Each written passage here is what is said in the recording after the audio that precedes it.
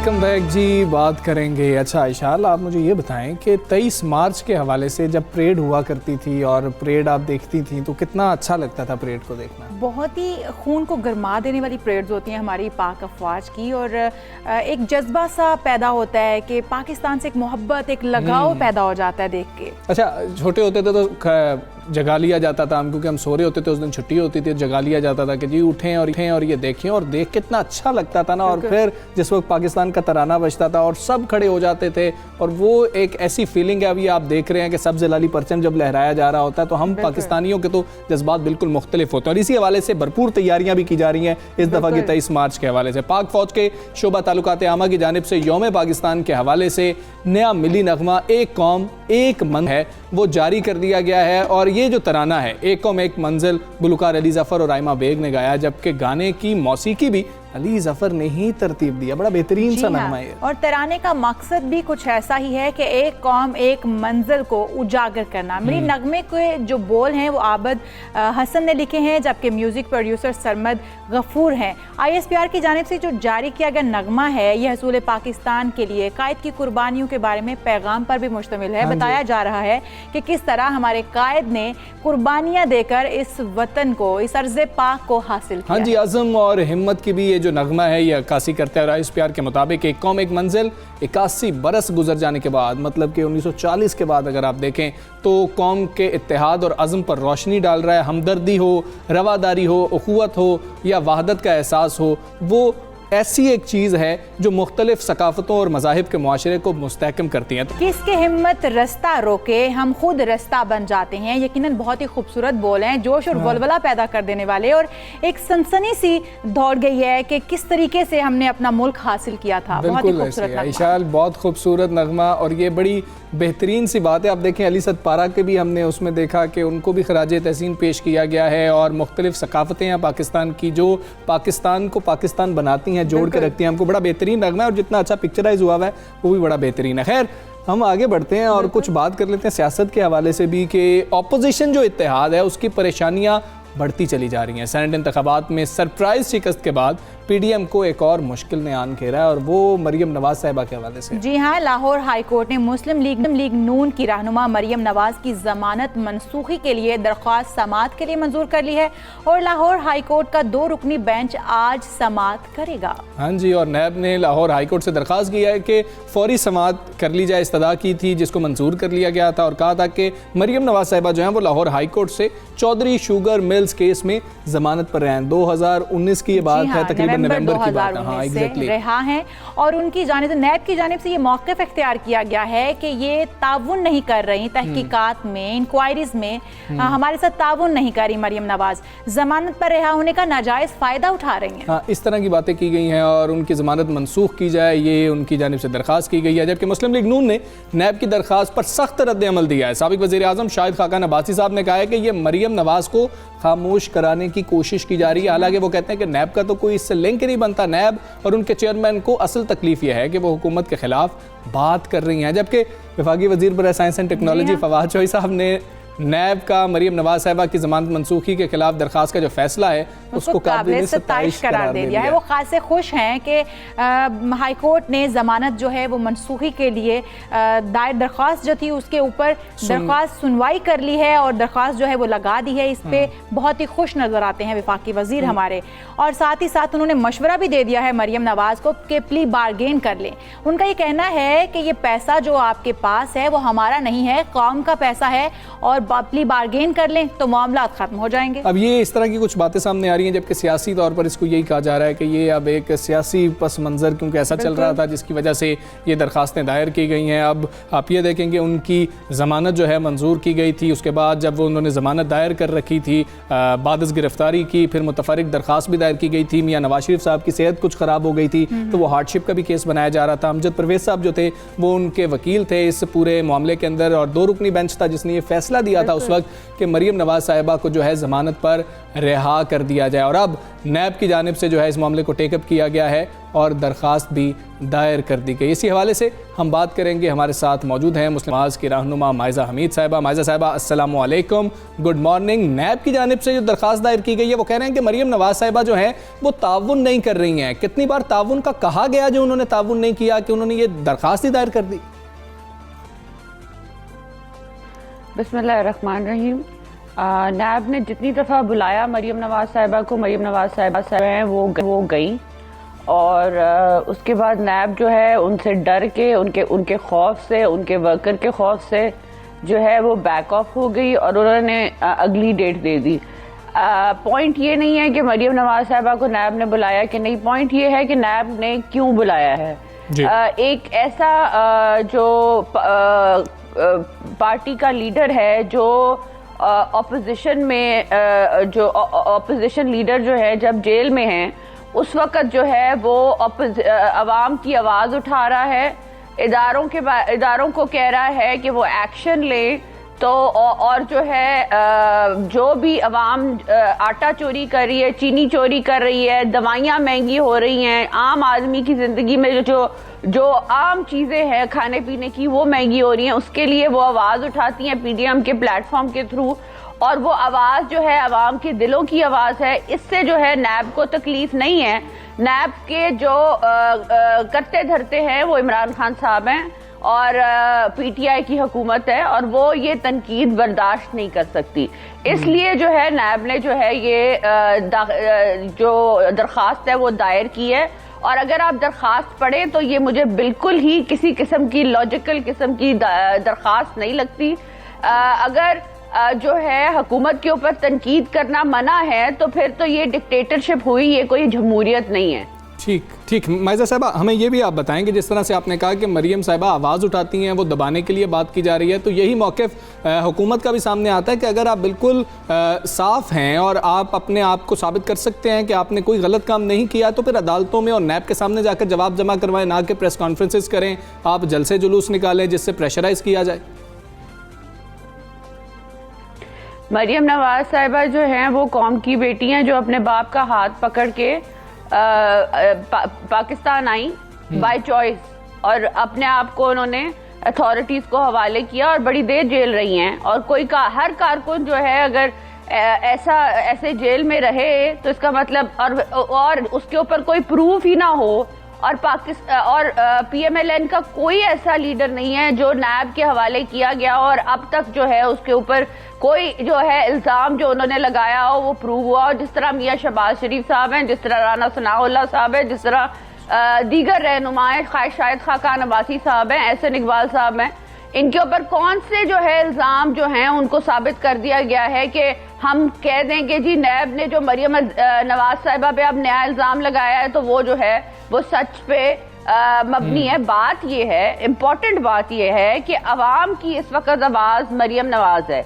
अवाम जो है वो पिस रही है, अवाम महंगाई की वजह से पिस रही है, अवाम बेरोजगारी की वजह से पिस रही है, अवाम जो है उन्होंने अपना फैसला 4 हलकों में जो इलेक्शन हुआ उस पर आवाज़ उन्होंने अपना फैसला सुनाया, और मरीम नवाज साहिबा ने जो PTI और इमरान खान और इनके जो लोग हैं इन्होंने जो धांधली की उसकी वीडियोस और जो वॉइस रिकॉर्डिंग्स हैं वो इलेक्शन कमीशन के सामने रखी, और इनको जो है पूरी तरह जो है वो अवाम को दिखाया कि किस तरह ये लोग चोरी करते हैं। तो ये जो चीजें हैं ये तकलीफ दे हैं PTI की हुकूमत के लिए, और PTI नैब के थ्रू जो है। लेकिन मैं आपसे ये भी जानना चाहूंगी माइज़ा साहिबा कि अगर मरीम नवाज साहिबा की जमानत मनसूख हो जाती है, फर्ज कर लें अगर मनसूख हो जाती है, तो ऐसी सूरत में नून लीग क्या लाहे अमल अपनाएगी? देखिए, हाँ, नून लीग जो है उसका वर्कर मुतहरिक है, और नून लीग जो है वो उसी तरह मरीम नवाज साहिबा का भी साथ दे रही है। आपने सारी वर्कर्स और PDM की कन्वेंशन में देखा है कि पुरजोर तरीके से अवाम जो है मरीम नवाज की आवाज़ में आवाज़ मिलाती है, और हम उसी तरह जो है ज़ोरों शोर से जो है अपना काम जारी रखेंगे। लेकिन मैं आपको ये बताती चलूं कि जितनी ये इदारों को, जिस तरह इलेक्शन कमीशन की इमरान खान साहब ने इंसल्ट की और जिस तरह जो है ये ऑपोजिशन को इंतकामी कार्रवाइयों का निशाना बनाते जा रहे हैं, ये अपनी कब्र खुद खोद रहे हैं। बिल्कुल ठीक है माहिदा साहब, हम यानी कि ये समझें कि अगर जमानत मनसूख हो जाती है लाहौर हाई कोर्ट से तो वही एपिसोड रिपीट किया जाएगा जो नैब में पेशी के मौके पर किया गया था, वहां पर पथराव हुआ था, टकराव भी हुआ था, क्या वैसे ही हम एक एपिसोड दोबारा से देखेंगे? देखिए, वो मरियम नवाज साहिबा की गाड़ी के ऊपर पथराव हुआ था और उसकी इन्वेस्टिगेशन होनी चाहिए। ये हुकूमत का काम था और हुकूमत ने ये किया था और ये तो मरियम नवाज साहिबा को सिक्योरिटी प्रोवाइड करनी चाहिए जिस तरह का उनके ऊपर हमला किया गया। और मरियम नवाज साहिबा ने उस पर लाइव ट्वीट किया। तकलीफ इनको ये है कि मरियम नवाज साहिबा एविडेंस के साथ उसी वक्त ट्वीट करती हैं और अवाम को बताती हैं कि उनके साथ क्या किया जा रहा है और अवाम के साथ क्या किया जा रहा है। इस कोविड की वबा के अंदर जिस तरह अवाम को पीसा जा रहा है और अवाम को जो है मारा जा रहा है, उनकी आवाज सिर्फ मरियम नवाज उठा रही है और ये हुकूमत को खतरा है कि अगर वो जो है और ज्यादा बोली तो इनका ग्राफ और नीचे जाएगा। चलें ठीक है माहिदा हमीद साहब, बहुत शुक्रिया आपका। सुबह सवेरे बाग से आप बात कर रही थी और मौक़िफ़ दे रही थी उसके ऊपर, और उनका भी यही कहना, जो पूरी मुस्लिम लीग नून का एक मौक़िफ़ सामने आया कि सियासी तौर पर मामलात हो रहे हैं। खैर, अदालत में ये दरख्वास्त जो है वो सुनी जाएगी और उसके बाद जो अदालती फ़ैसला होगा वो भी हम आपको बताएंगे। आज एक बड़ा अहम दिन है इशाल, अगर हम देखें शायद पाकिस्तान के अंदर तो इस दिन को समझा ही नहीं जाता कि वाकई कुछ ऐसा दिन होता भी है या कोई, वरना हर दिन ऐसा होता है कि आपका सबका मसला है। बिल्कुल ऐसे ही हमारा मुश्तरका मसला है कि पाकिस्तान समेत दुनिया भर में आज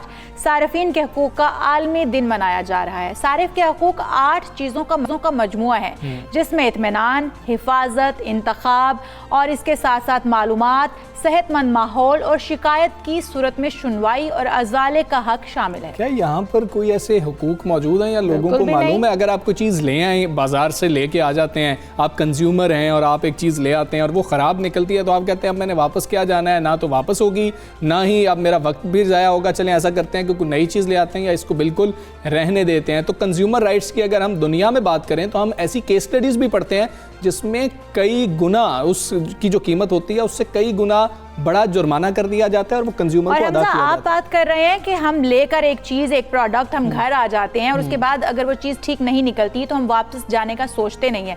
ये तो एक अलग मामला रह गया। यहाँ पर तो ये होता है कि अगर आप वहीं पर खड़े हैं, आपने एक चीज़ परचेज की है और आपको वो पसंद नहीं है या आपका माइंड बदल गया, आप उसको वापस करने के लिए उसी काउंटर पर मौजूद हैं और आप उनसे कहते हैं कि जी ये चीज़ आप रिप्लेस कर दें या इसको आप वापस रख लें, तो वहाँ पर से जवाब मिलता है कि जी ये हमारे सिस्टम में ऐड हो चुकी है, पॉलिसी में ये चीज़ शामिल नहीं है, तो वो चीज़ वापस नहीं हो। और पॉलिसी में ये चीज़ भी शामिल नहीं है, कुछ चीज़ खराब है तो उसको वापस कर लिया जाए। खैर, ये आगाही मुहिम जो है वो चलाई जा रही है और इस दौरान लोगों को उनके हकूक़ के बारे में तफसील से आगाह किया जाता है कि उनके हकूक़ क्या हैं। ऑनलाइन जो शॉपिंग है कभी आपने अगर की हो तो उसका भी एक्सपीरियंस कुछ अच्छा नहीं है, मेरा तो बिल्कुल भी नहीं है, क्योंकि उसमें भी धोखाधड़ी और भाई फ्रॉड चीज़ें आती हैं, दिखाया कुछ जाता है और भेजा कुछ। कई दफ़ा तो बक्सों के अंदर सिर्फ पत्थर भी आ जाते हैं ताकि वो जो है ना कुछ वज़न के साथ अक्सर ऐसा होता है। अच्छा चले, खैर हम इस हवाले से बात करेंगे। हमारे साथ रजिस्ट्रार कंज्यूमर कोर्ट आसिफ नज़ीर अहमद साहब मौजूद हैं, उनसे जानने की हम कोशिश करेंगे कि आखिर कंज्यूमर के हुकूक हैं कि। आसिफ साहब अस्सलाम वालेकुम, गुड मॉर्निंग, शुक्रिया आपने वक्त निकाला। क्या वजह है कि पाकिस्तान में सारिफीन के हुकूक का कोई तसव्वुर ही नहीं है? अगर हुकूक हैं भी तो सारिफ को नहीं पता कि मेरे ये हुकूक हैं, इन पर अमल दरामद हो सकता है, मैं कोई एप्लीकेशन दे सकता हूँ, कार्रवाई होगी? बिस्मिल्लाहिर्रहमानिर्रहीम, वालेकुम अस्सलाम जनाब। आप 92 चैनल का बहुत शुक्रगुजार हूँ कि सारिफीन के हकूक़ के तहफ़्फ़ुज़ के लिए जो आज दिन 15 मार्च का मनाया जा रहा है वर्ल्ड कंज्यूमर डे के तौर पे, इसमें आपकी बड़ी एफर्ट्स हैं कि आपने इस प्रोग्राम में मुझे मदऊ किया और मैं जब बता सकूं ताकि कि सारिफीन के जो राइट्स हैं जी, जैसे कि इन्होंने अभी आपके साथ डिस्कस करते हुए बताया कि 8 किस्म के जो यूनिवर्सल राइट्स हैं सारिफीन के, ये पूरी दुनिया में रिकॉग्नाइज हैं कि सारा वो जो जिस तरह के अपना माल खर्च रहा है, पैसे खर्च रहा है, उसका ये राइट है कि प्रोडक्ट जो भी उसको किस्म की प्रोडक्ट है वो वही उसको मिले, वो सब स्टैंडर्ड ना हो, गैर मियारी ना हो, वो अडल्ट्रेटेड ना हो, उसमें मतलब मैन्युफैक्चरर जो है वो पूरी जिम्मेदारी के साथ उसको फरोख्त करे। अगर उसमें कोई फॉल्ट आ जाता है, मैन्युफैक्चरिंग फॉल्ट है या सब स्टैंडर्ड निकल आता है या ई बाइंग के अंदर कोई मसला हो जाता है, तो सारिफ के पास ये राइट है कि वो उस प्रोडक्ट को, जैसे कि सारी दुनिया में तरक्की याफ्ता ममालिक में ऐसा होता है कि सार्फिन के राइट्स को माना जाता है, हमारे यहाँ भी सार्फिन के राइट्स को मनवाने के लिए पंजाब के अंदर कोर्ट्स मौजूद हैं, पूरे पाकिस्तान के अंदर सार्फिन के हकूक़ के तहफ़्फ़ुज़ के लिए कानून मौजूद हैं। पूरे पाकिस्तान में चारों सूबों के अंदर मुख्तलिफ दौर के अंदर जो है वो कानून बनाए गए हैं। पंजाब के अंदर 2005 में ये कानून बनाया गया तहफ़्फ़ुज़ आसिफ साहब, ये कोर्ट्स आपने कहा कि मुल्क भर में मौजूद हैं, अगर ये कोर्ट्स मौजूद हैं तो वो कंज्यूमर को कैसे पता चलेगा कि उसे कोर्ट से रुजू करना है? क्योंकि कंज्यूमर डर जाता है कि एक तो पैसे का ज़िया होगा, वक्त का ज़िया होगा और फिर हाथ भी कुछ नहीं आएगा, इक़दामात उसके ऊपर उस तरह से अमल दरामद नहीं होता, कोर्ट्स में जाके भी वक्त का ज़िया होता है, तो किस तरीके से हो पाएगा ये? ऐसी बात नहीं है। ये जो कोर्ट्स कायम की गई हैं, ये पहली दफ़ा पंजाब में एक्सपीरियंस इसका किया गया, जो कि बहुत अच्छा एक्सपीरियंस था।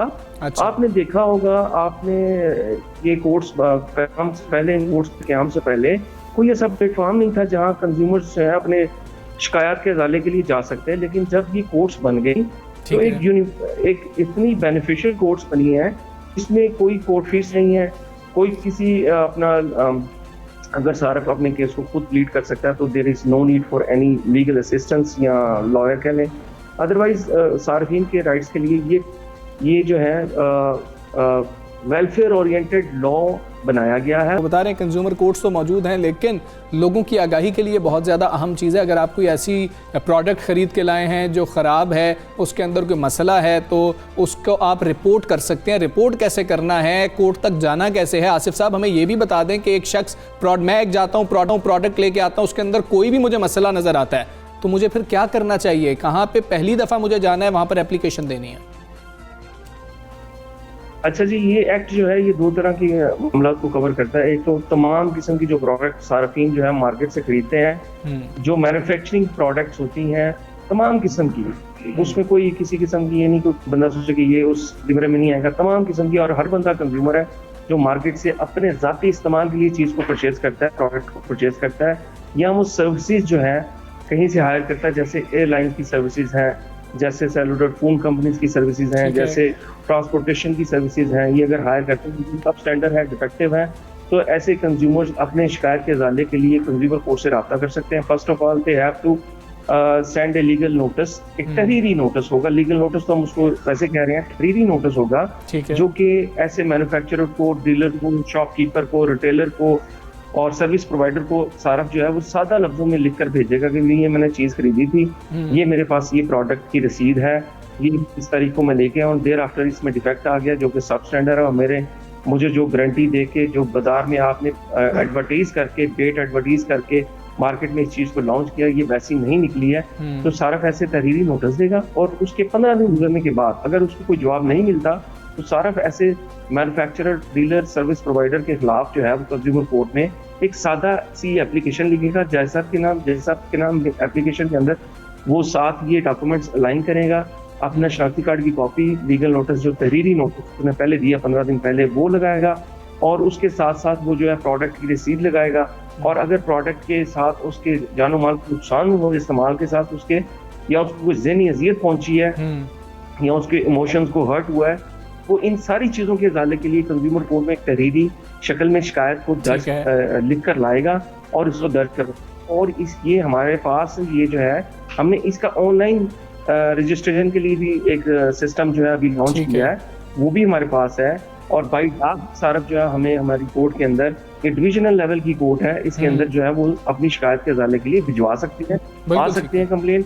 और इसमें 6 माह के अंदर सार्फिन के इजाले के लिए 6 माह के अंदर जो है वो एक टाइम लिमिट रखी गई है कि हम ऐसे वेलफेयर ओरिएंटेड लॉ के तहत जो केसेस बिल्कुल ठीक है 6 माह के अंदर फैसला भी लाजमी तौर पर होगा। आसिफ नज़ीर साहब बहुत शुक्रिया, आप करार कंज्यूमर कोर्ट लाहौर हमारे साथ मौजूद थे। तो हमें वो यही बता रहे थे कि अगर आपको लगता है कि कोई प्रोडक्ट हैं या सर्विसेज हैं जो आप तक ठीक तरीके से नहीं पहुँच पाई, आपको कोई भी एतराज़ है, तो एक सिंपल सी आप एक एप्लीकेशन लिखेंगे और 6 माह के अंदर ये फैसला होगा। तो हमें मोटिवेट करना चाहिए लोगों को कि पाकिस्तान के अंदर भी ये मामला होना चाहिए, सिर्फ वेस्ट को नहीं देखना चाहिए। देखें कि आपको कौन कौन से राइट्स हासिल हैं और उनको आप किस तरीके से अवेल कर सकते हैं। हाँ जी, अगर राइट्स का पता ही नहीं है तो हम किस तरीके से अवेल करेंगे? सिर्फ हम लड़ते ही रहेंगे जाके दुकानदार के साथ और वो हमारी बात नहीं सुनेगा, वो कहेगा no exchange policy, no return policy. खैर आज ये दिन मनाया जा रहा है। तो अगर आपको कभी ऐसी शिकायत होती है तो आप कंज्यूमर कोर्ट से रब्ता कर सकते हैं। अभी इशाल हम एक ब्रेक लेते हैं, एक ब्रेक बनती है और ब्रेक के बाद आपको फिर मिलते हैं। Stay with us.